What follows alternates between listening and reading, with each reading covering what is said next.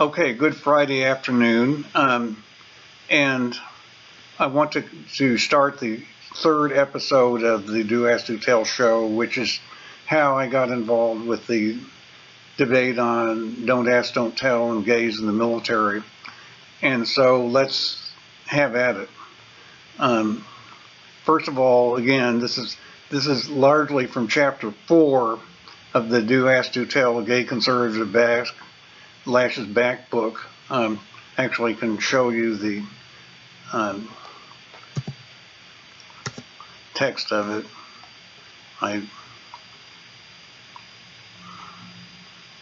Except that on when I'm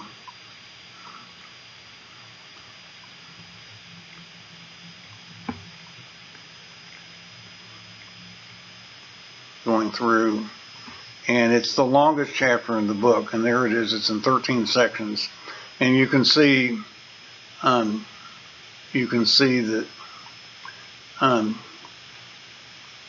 went through several stages and how I participated, sort of under the table, and that kind of runs parallel to the way the debate went. And the book actually takes you as far as 1997, and we all know that that it wasn't repealed until 2011. So there's a lot of narrative to cover here. So first of all, I've also made a story circle for this episode, and there's me. Still kind of want a stable life after some vicissitudes in my career. I had come out a second time, lived in New York and in Dallas, and had come back, and I kind of wanted to still the same thing, to find ideal people and the intimacy and a social life, and it's not as external as maybe it should be. It's pretty much the same as it was before. That'll be a different video set later on, what happened in the 70s and 80s. So when the debate on gays in the military started to fire up in the spring of 1992, I was sort of coming out of a low time in my work when there had been a difficult technical controversy, the security issue in my job, and actually, if it hadn't been for sort of a twist, I might have been working in a different area of the company and not have ever been able to publish the book the way I did, and I'll get into that. But then the midpoint of this is when Clinton announces the don't pursue part of it, the don't ask, don't tell, don't pursue. And then my decision to write a book, and then the social and legal complications and the internet and everything else fills out the rest of the circle until the policy is repealed in 2010 and 2011, almost exactly the same time as my mother passed away. So that's the story circle. It's kind of a soft circle, I guess. But let me go down to where the illustrations start, where the sequence starts. And I had been living in Dallas in the 1980s, and the last place I lived was a condo. That's the back of it in Pleasant Grove. There's another view, and that's the Cathedral of Hope. It was a church that grew, a gay church that grew out of MCC, and now it's part of United Churches of Christ, a very big place on Inwood Road.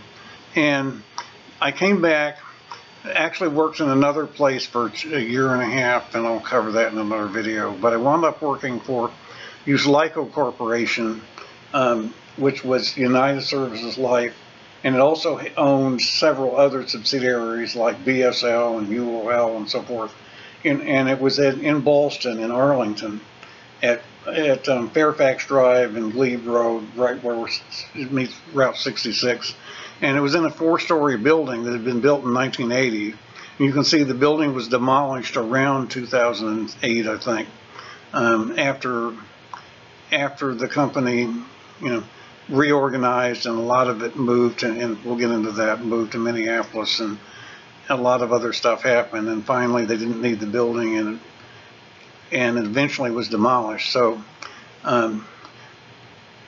And I was living in the Country Club Towers in South Arlington, which is quick bus ride to the Pentagon Metro, actually. Can't see the building real well there, but I had been in my own apartment, and the mother's house was about 4 miles away. I'm going to say that this story starts in 1992. I had been through a difficult period at work, and there had been a mistake, a security problem with the move that might have had serious consequences. It didn't, but the end result was I didn't really have the opportunity to take another position, which would have been better with what in life insurance would have involved working with the Vantage system, which was what you wanted to work with, and that would have been kept me working with the military client base that they had, which might have precluded the entire history that had here. So because the mistake was made, I actually, and caught by another very good employee, by the way, I wound up with the opportunity to do what I did. So that's one of the ironies of life. This is flying just recently, I'm flying to Minneapolis, flying over Lake Michigan and landing in, and getting ready to land getting ready to land soon in Minneapolis. Is about 300 miles away. I was in Milwaukee, and on a Saturday, I had taken a long weekend, gone to Chicago, and I was in Milwaukee, and I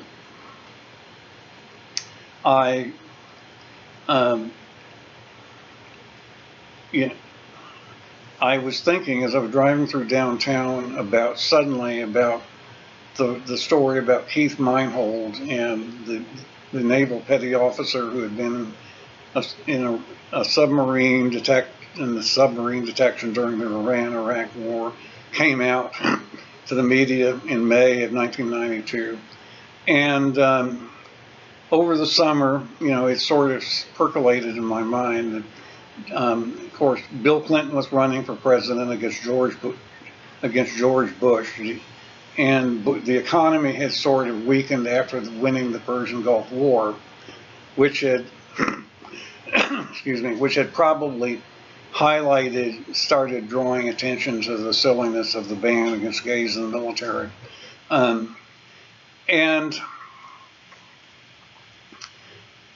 when service members started speaking up, people noticed. And in September of 1992, there was a book signing ceremony at Lambda Rising Bookstore on DuPont Circle in Washington, D.C., of a book called Honor Bound by Joseph Stephan, who had been thrown out of the Naval Academy in 1987 when he would have graduated third in his class after admitting that he was gay, after a series of sort of circumstantial incidents.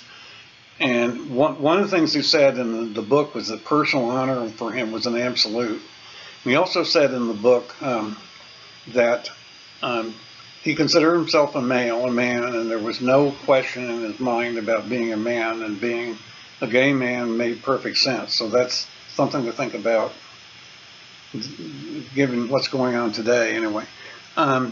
So I went and visited the academy and took the tour of it, and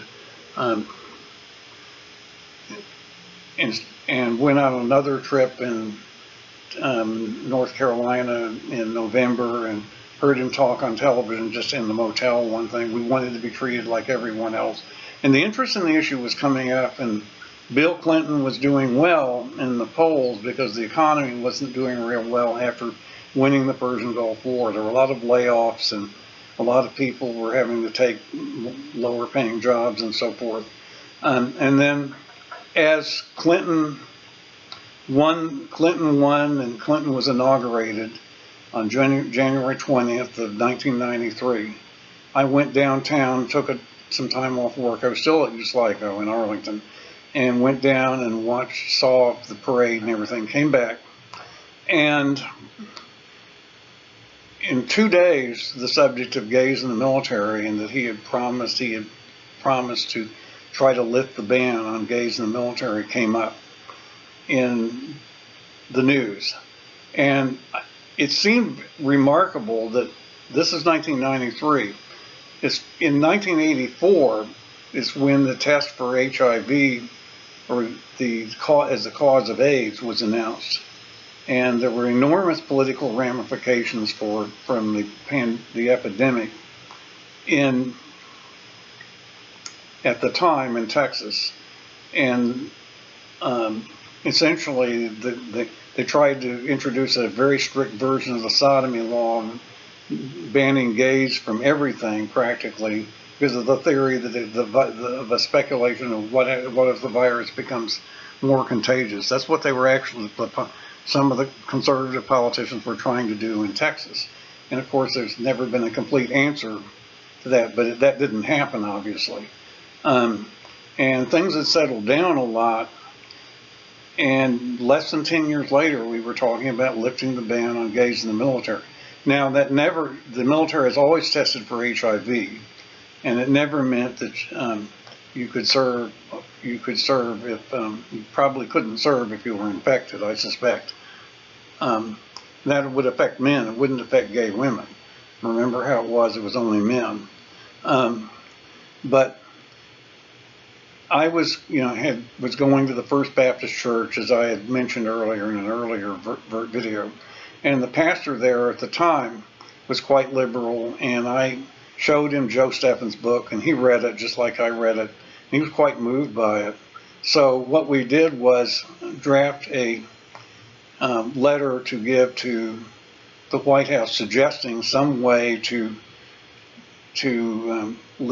possibly lift the ban, allow people to have a private life, but not necessarily be open. So that sounds like sounds like a kind of don't ask and don't tell. Then at the end of May, I went and took a trip down to Norfolk, Virginia, to get on a submarine myself after Sam Nunn had been on a submarine and literally low crawling to show how confining the living spaces were. Because that was the argument. Privacy in a same-sex space in the barracks was the basic argument that Sam Nunn and Charles Moskos was making. Just in parallel to the whole thing about my situation in the dorm 30 years before. So that's the entrance of the Norfolk Naval Base. That's a more recent photo. And there's a view from, I think that's from Portsmouth, Virginia, of a ship. And there's the souvenir cap from the Sunfish, which I boarded. They had a public tour on Saturday afternoon. They didn't allow any political shirts or buttons. It's a good thing I wasn't wearing one. I would never have been able to take the tour, which means I would never have written the book, and my life would have been very different. Alternative universes again. But I took the tour, and the spaces were very cramped indeed.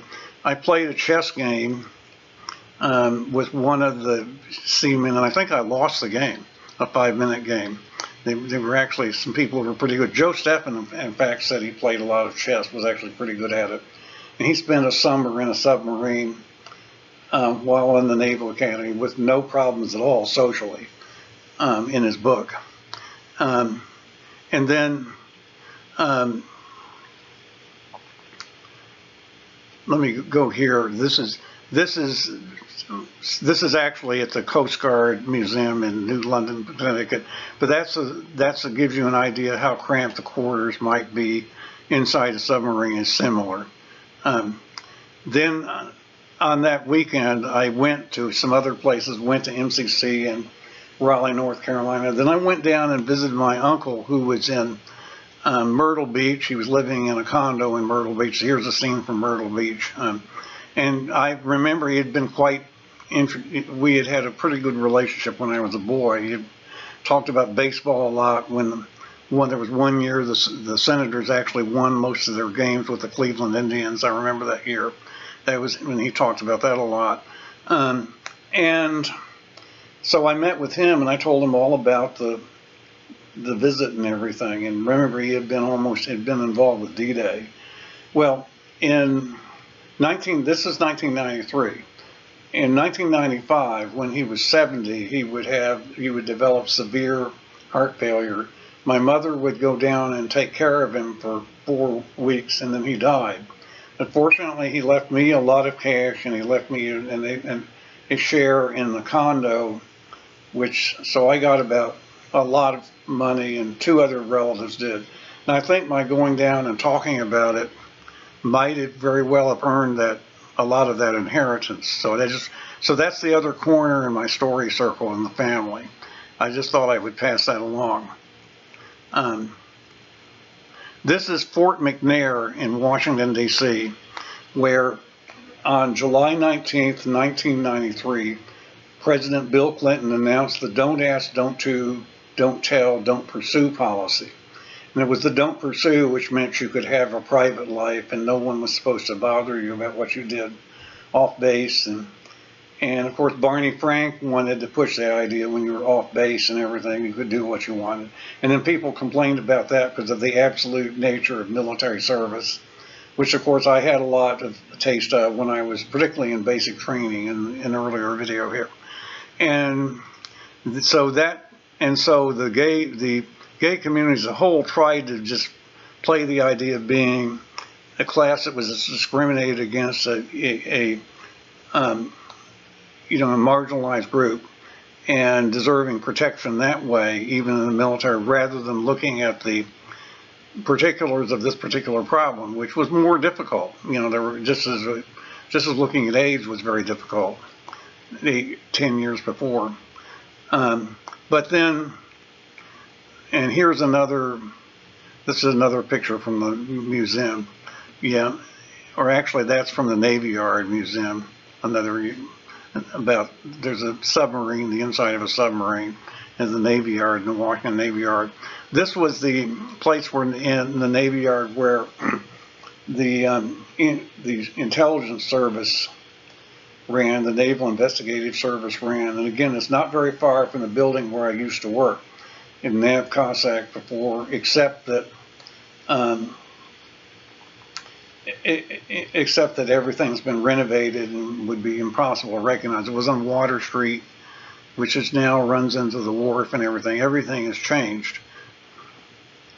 And this takes me to the next phase in my thinking, which was, in 1994, the policy was kind of formalized in the official regulations, and there was a group called Service Members Legal Defense Network, SLDN.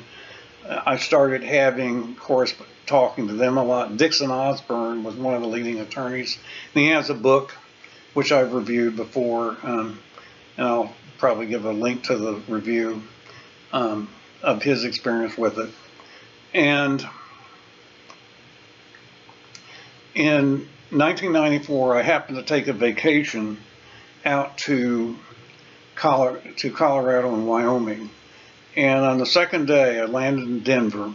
And the second day, I drove out to Sterling, a town called Sterling in northeastern Colorado, which is where the cattle mutilations had supposedly happened. And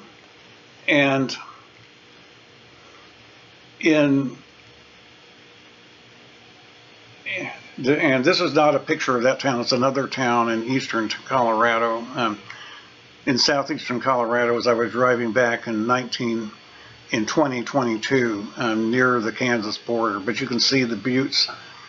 In this picture, you can see the buttes in Oklahoma, in the Oklahoma Black Mesa era. But it was in a small town that looked like this. I went in, I bought some photo film, and then I went into a restaurant and happened to pick up a local paper that gave a particularly egregious story about the case of violence against somebody in the military. And I made up my mind at that point to write the book. So, which would have, in the beginning, it was going to have 3 narrative chapters. And at this point, I'm going to continue the narrative in another episode.